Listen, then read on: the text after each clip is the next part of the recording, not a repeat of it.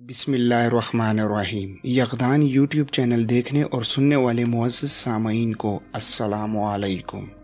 तो वो वजीर पर नाराज हुआ। वजीर ने अर्ज किया कि बादशाह का सिला 1 दरहम से लेकर 1000 दरहम के बराबर है, बल्कि अगर बादशाह एक खाक की मिट्टी भी सिला में भेजे तो चाहिए कि उसको आंखों का सुरमा बनाए और उसका एहतराम करे। फिरदौसी ने सुल्तान के साथ सख्त गुस्ताखी की है। गर्ज सुल्तान को फिरदौसी की तरफ से ऐसा वजीर ने भड़काया कि सुल्तान ने हुक्म दे दिया कि ये करमती हाथी के पांव तले कुचला जाए ताकि तमाम को इबरत हासिल हो। फिरदौसी को इसकी खबर हुई तो सुबह वो सुल्तान की खिदमत में हाजिर होकर कदमों पर गिर पड़ा और गिड़गिड़ाया कि हासिदों ने बंदे को हुजूर के नजदीक राफिजी व करमती ठहरा दिया। हुजूर की रियाया में गबर व जहूद व तरसा रहते हैं, मुझको भी उनमें से शुमार फरमाइए और कत्ल से माफ कीजिए और अशहार फिल बदिया पड़े। अशहार से सुल्तान का गुस्सा दूर हुआ और उसको कसूर माफ कर दिया।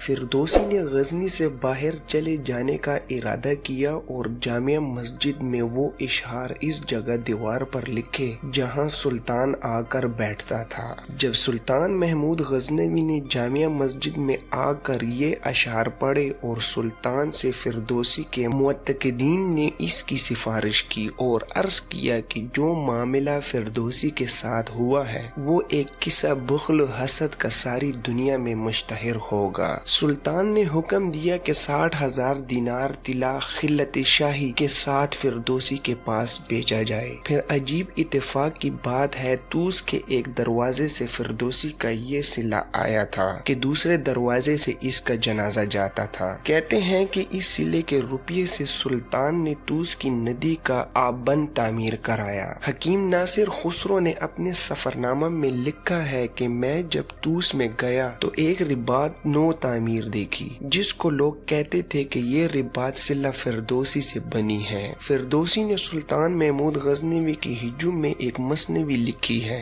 जिसे बाज ये कहते हैं कि सुल्तान महमूद गजनवी की वो बुराइयां इससे जाहिर होती हैं जो किसी तरह आश्कार ना होती। गर्ज एक ही बात से 2 नतीजे निकाले हैं, अपने अपने एतबार से वो सच्चे हैं। अंग्रेजी मुअर्रिख इस तमाम वाक़ये को एक दास्तान बेसरोपा में लिखते हैं कि सुल्तान महमूद गजनवी ने हर शार पर 1 दिनार देने का वादा किया था। 60,000 शार देखकर अपने वादे पर पछताया और बुखल के सबब वादा पूरा न किया। दरबार महमूदी का दारुत्ताज अबू रेहान अल-बैरूनी था। अबू रेहान मोहम्मद बिन अहमद अल-बैरूनी 360 में पैदा हुआ था। जन्म भूमि इसकी बैरून थी जो मुल्क सिंध का एक शहर था। उसने तहसील उलूम व फनून की तकमील के लिए अपना वतन छोड़ा और मुख्तलिफ मुल्कों में सैर व सयाहत की। कुछ दिन फारस के बादशाह शमसुल मुअल्ला काबूस इब्ने शमकीर की खिदमत में रहा। उसकी वजारत को इल्म की खातिर मंजूर नहीं किया। बरसों तक ख्वारज़म में भी रहा और वहाँ से किसी सबब से सुल्तान महमूद गजनवी के पास चला आया। सुल्तान महमूद गजनवी के साथ उसने हिंदुस्तान की बड़ी सैर की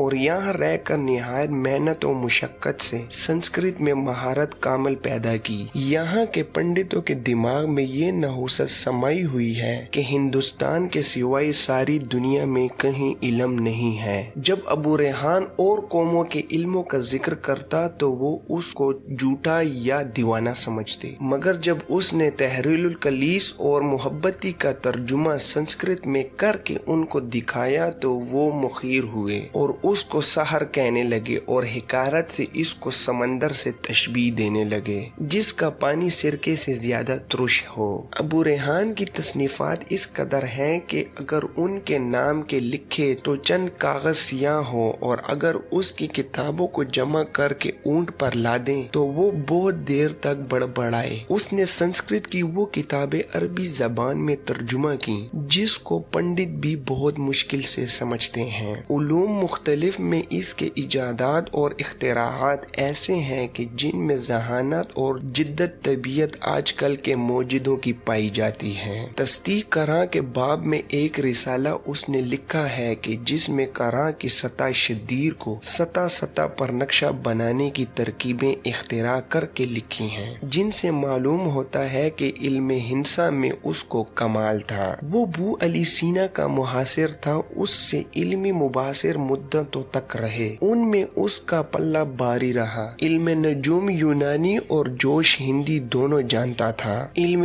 ہیت میں اس کی تصنیفات اس زمانے میں بھی اعلیٰ درجہ کی شمار ہوتی ہیں۔ اس نے جو اپنے ہند کا سفرنامہ لکھا ہے اس سے صدیوں کے تاریخی عقدے حل ہوتے ہیں۔ محمود غزنوی کے حملوں کے مقامات اس سے صحیح معلوم ہوتے ہیں۔ اہل یورپ کو اسی عالم کی تصنیفات سے اول بہت کچھ سنسکرت کی کتابوں اور ہندوؤں کے رسم و رواج پر علم ہوا ہے۔ سلطان محمود غزنوی کے اگرچہ کئی ہزار غلام تھے لیکن ان میں سب سے افضل ایاز تھا اور اس کے عشق کی کمند میں محمود غزنوی گرفتار تھا۔ ایاز کو کہتے ہیں کہ والی کشمیر کا بیٹا تھا، باپ کے ساتھ شکار میں گیا تھا کہ چرن نے اس کو پکڑ لیا اور اس کو بدخشاں لے گئے۔ یہاں اس لال بیہا کو ایک سوداگر کے ہاتھ خاطر خواہ قیمت پر فروخت کیا۔ تقدیر الہی سے شہزادے سے غلام بنا اور نام بھی اس کو غلاموں کا سا رکھا گیا۔ سوداگر اپنے سارے مال سے زیادہ اس غلام کو قیمتی جانتا تھا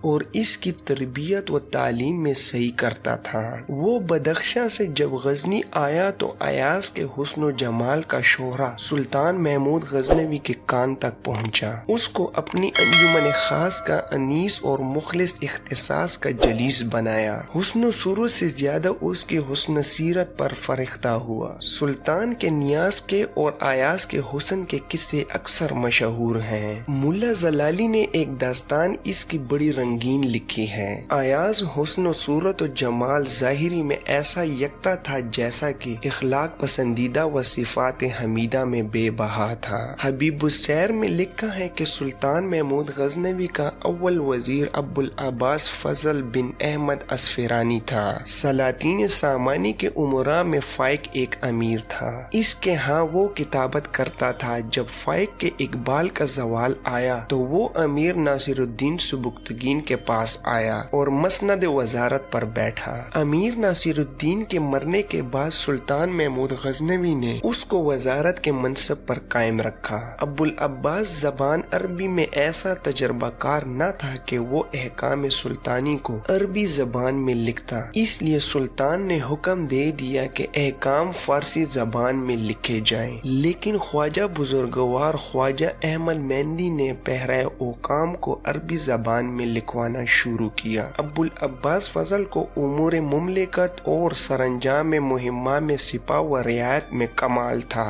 جب 10 سال وزارت کر چکا تو بعد ازاں وہ معزول ہوا۔ اس کے بعد خواجہ بزرگوار احمد بن حسن مہندی وزیر ہوا۔ وہ اس کا برادر رضائی اور ہم سبق تھا۔ اس کا باپ حسن مہندی امیر ناصر الدین سبکتگین کے عہد میں قصبہ بست میں ضبط اموال کے لیے قیام رکھتا تھا، مگر وہ خیانت کے سبب سے صلیب پر چڑھایا گیا۔ یہ جو لوگوں میں مشہور ہے کہ سلطان کا وزیر حسن مہندی تھا، بالکل غلط ہے۔ اول وہ صاحب دیوان انشاء و رسالت کا ہوا، پھر سلطان کی عنایت سے درجہ بدرجہ ترقی ہوئی۔ استعفا ممالک کا عہدہ بلا شغل عرض عسکر اس کا ضمیمہ ہوا۔ بلاد خراسان میں اموال کی تحصیل اس کے سپرد ہوئی، اور جب ابو العباس اسفرا اپنی سے سلطان کی طبیعت مقدر ہوئی تو عہدہ وزارت اس کو بلائے استقلال مل گیا۔ 18 برس تک وہ اس عہدہ وزارت پر مامور رہا اور ملک و مال کا کام بخوبی کرتا رہا۔ پھر التمتاش سپہ سالار اور امیر علی خویشن کا عروج ہوا۔ اس کی غیبت و بہتان سے خواجہ بزرگوار معزول ہوا۔ قلعہ کلنجر میں 13 سال قید رہا۔ امیر مسعود کی سلطنت میں اس قید سے رہا ہوا اور پھر وزیر سلطنت بنا اور سن 444 میں انتقال کر گیا۔ پھر سلطان محمود غزنوی نے ایک مدت کے بعد احمد حسین میکال کو منصب وزارت عطا کیا۔ وہ لڑکپن سے سلطان کی خدمت میں رہتا تھا،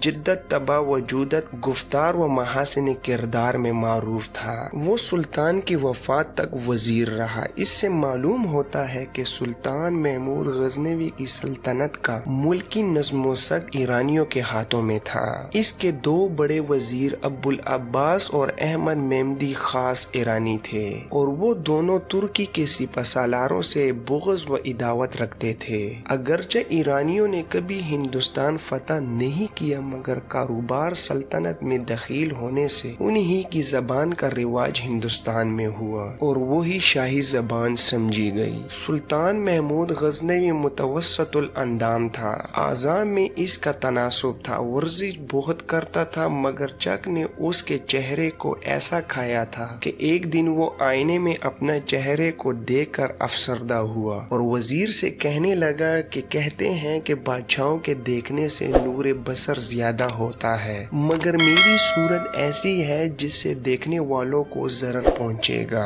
وزیر نے عرض کی کہ آپ کی صورت کو ہزاروں آدمیوں میں سے ایک بھی نہیں دیکھے گا، مگر سیرت پسندیدہ کو سب دیکھیں گے۔ ایسی حسن و سیرت میں پیدا کیجئے جس پر ساری خلق مزید معاون اور شیدہ ہو۔ اس کلام نے وہ تاثیر سلطان محمود غزنوی کے دل پر کی کہ اس نے اپنی حسن و سیرت سے زشتی سیرت کے غیب کو مٹا دیا۔ سلطان محمود غزنوی اپنے وقت کا بڑا شان و شوکت اور جاو جلال کا بادشاہ تھا۔ وہ مشاہیر عالم میں شمار ہوگا۔ اہل اسلام میں وہ ہمیشہ سلطان عظیم سمجھا جائے گا۔ کیسا جواں مرد اور شجاع کہ جب دشمن پر فوج لے کر چڑھتا، دریا کی طرح نشیب و فراز نہ دیکھتا، دشمن پر برابر پانی پھیرتا چلا جاتا۔ کیسا منتظم اور اول العزم تھا کہ کیسے کیسے لشکروں کو ان صحراؤں سے نکال کر لے گیا جہاں پانی کا پتہ اور گھاس تک نہ تھا۔ کہاں کہاں سے گیا، کیا کیا ارادے کیے۔ سلطنت ایسی وسیع کہ جس کی شرقی اور غربی سرحدیں دجلہ، گنگنا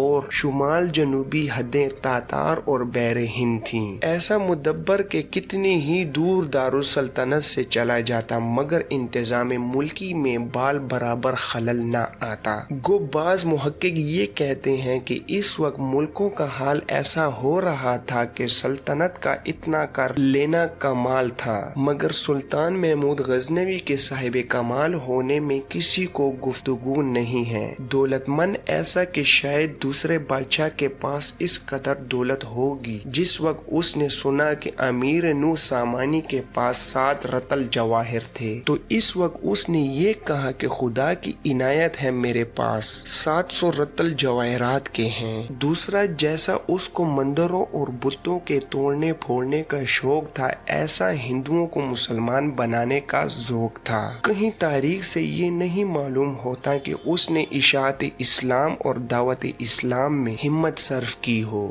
گجرات میں اتنے دنوں تک پڑا رہا، مگر ایک ہندو کو مسلمان نہ بنایا۔ اس کا طریقہ محمد بن قاسم کا سا تھا کہ ہندوؤں سے مسلمان ہونے کو کہتا، پھر جہاد کرتا۔ غرض سلطان محمود غزنوی ان مسلمانوں میں نہیں شمار ہو سکتا کہ جنہوں نے مذہب اسلام کا علم بلند کیا ہو۔